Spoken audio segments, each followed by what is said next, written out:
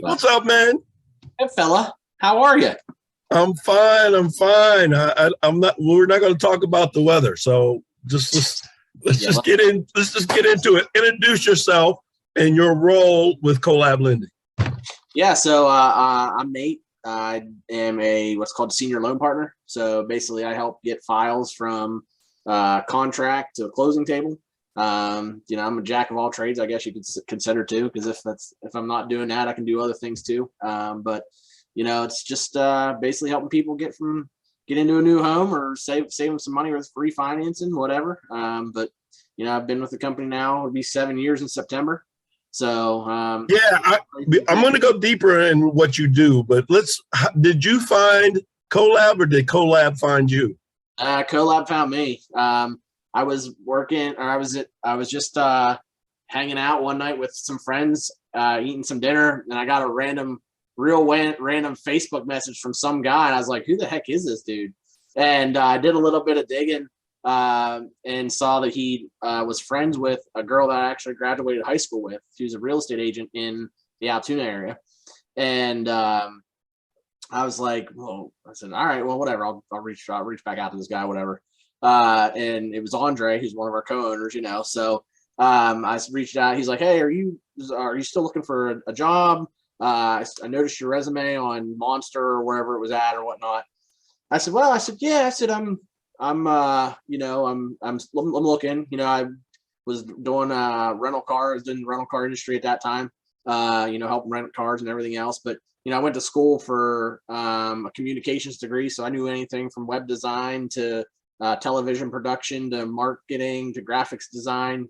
So, he approached me about his marketing assistant opening that he had as at that time Moonar Mortgage. He's like, "All right, well, here, take this test," and it was the disc profile test that we took, and went back and forth, and he's looked over everything and whatnot, and gave me a call. He's like, "Hey, would you like to come in for an interview?" Went in for the interview, did all that fun stuff, and I got hired as a marketing assistant. Handle the marketing, things like that. And the week before I was to start, I got a call from Andre, and he's like, "Oh yeah, by the way, your boss, he just got fired, so I'm going to be your boss now." I was like, okay, sure, whatever, whatever. So go ahead. I'm sorry.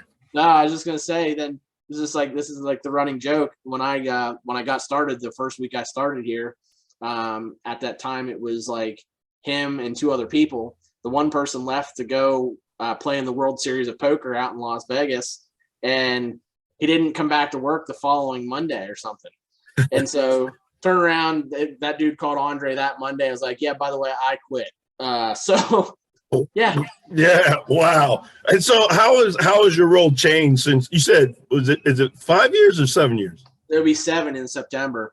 Yeah. So how has your role changed from those early days? So like I said, I originally came in to do marketing. So I was doing sending out stuff on Facebook and things like that. And we were so short-handed. I got thrown into loans because that one guy quit.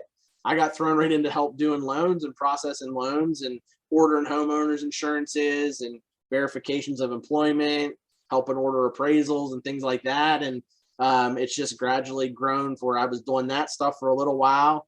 And probably about, I don't know, maybe 4 years ago now is when I became like a loan partner and was helping borrowers get from that contract to the closing table. And I've just kind of built my way up, and I've built the knowledge base up in this brain here. And, I've just got up to where I am now as the senior loan partner. And at one point I was a branch manager and was, taking care of not only loans that I was dealing with, but with other people with helping them with their loans. And it just got too much for me. And I actually had to step away for about a month there, and had to recoup, I guess you could say, and my brain. So this business is not for the faint of heart. So you got to be, I always say you got to be a special kind of crazy to do what we do. But so I think it's important that people know that ULPs are one of the most important pieces of the puzzle, because it allows as a loan partner, you allow us as loan officers to go out and get more loans, and you take care of the collecting of documents and clearing conditions, things like that. So it makes for a more efficient machine. And I've noticed in just the 2.5 years how much your guideline knowledge, like Adam's the Obi-Wan Kenobi of it, but you're like Luke Skywalker as far as knowing guidelines. And because you're like a stopgap for us. Like if we miss something, you're like, hey, this doesn't look right, or do you know this guideline? So it's like crucial to efficiencies, right? Well, I appreciate that. So yeah, man. And you were the first loan partner that I ever had for my first several loans, because you're based out of the state college office. For those who don't know, we have a bunch of offices all over. So that for me made my transition easier. And what would you say is like one of the tougher things of the job? One of the tougher things is just those expectations. You're dealing with an important part of somebody's life, helping them, buying a home. And, there's obviously there's big pieces in people's lives, getting married, having kids, buying a house, things like that. So, the big three. So you're playing an integral role in that one big piece of their life that you obviously want it to be enjoyable for them, right? Because the wedding's obviously enjoyable. Having kids is at the beginning is enjoyable, but then you just tie it all together, right? And this process, it's tough. It's very invasive. It looks into people's financials, what they're spending money on, what they're saving their money, where they're getting their money from, and a lot of people, it's like, I don't want to do all that. It's like, well, you kind of got to if you want to try to fulfill this stuff in your life. Yeah, and so I find it, especially with the people who've had several houses and may have bought in the what I call the wild west of the early 2000s, when all you needed was a heartbeat to get a loan, and then everything went south. So those borrowers are paying for the sins of others, and they're being required to provide things that they think that they shouldn't. And I always just say we're all just numbers to Fannie and Freddie, and they're asking everybody for this. They are not picking on you. So that's right. And so that leads to, that's the tough part, but that there must be a counterbalance to that, why you do what you do. What's the best part of the gig? Yeah, the best part about it is just the smiles on people's faces, and the idea of, they may have had a dream to own a home one day, and that dream has come to a reality. It's one of those types of things, it's, with me, I work at, have that second job, writing about, wrestling and high school sports and Penn State wrestling. And, it's being able to, it's kind of the same thing I get when I'm writing about the high school wrestling kids. It's that same sense of, seeing all that hard work pay off at the end with a state medal, or, seeing them win a tournament or something like that. It's just the same idea. The ability to have something you've dreamed of come to reality, and something that you can call your own. You're not paying somebody else's mortgage. You're not, you're having something that you can go and, paint your own masterpiece, I guess you could say, inside the walls of that house. So yeah, I have not heard that analogy. So kudos to you, because I liked it. I was like, how's he gonna tie this together? Oh, beautiful. So you talk about how did you get into covering wrestling? Like, has that always been a love of yours? And that's a tough gig to get. It's like writing for a paper. Yeah. So again, it goes back to my degree that I had, with communications. When I was in college, I was a dummy. I originally went in to do elementary education and was rushing for a frat. And my first semester was good, but my second semester, I cut my GPA right in half. So, congratulations. So the advisors, they were like, well, your GPA ain't going to get up high enough to be able to get into the major courses. So you might want to just think about changing rules now. And so I did. And, as I was in high school, and, I was volunteering to do public address announcing for a youth tackle football league in Hollidaysburg, where I grew up. It was Hollidaysburg Area Youth Football Association, HAFA for short.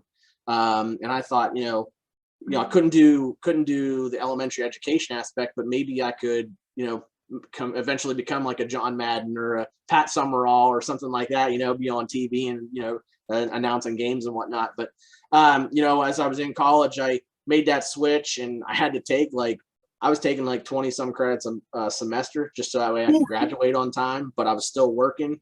I was working for Sheets, but then I also was then I did like an unpaid internship with the Outs and Amir over a summer, just that way I could kind of build that up, right, to help with that journalism aspect. And the unpaid internship actually turned into a job. And so I worked my way up through there.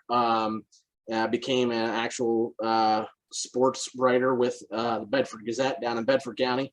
I was only there for a moment of time before my wife and I actually moved to Myrtle Beach, South Carolina.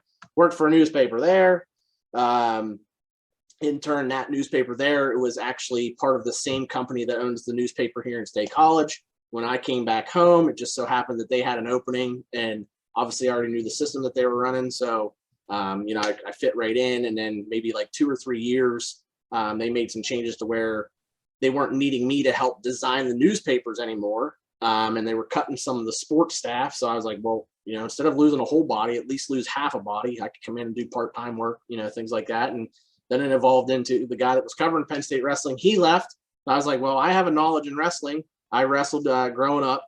And so I was like, well, why don't I just take over this? And it's what's going on. I've took over Penn State wrestling. I've been covering it now for, I want to say 6 years coming up.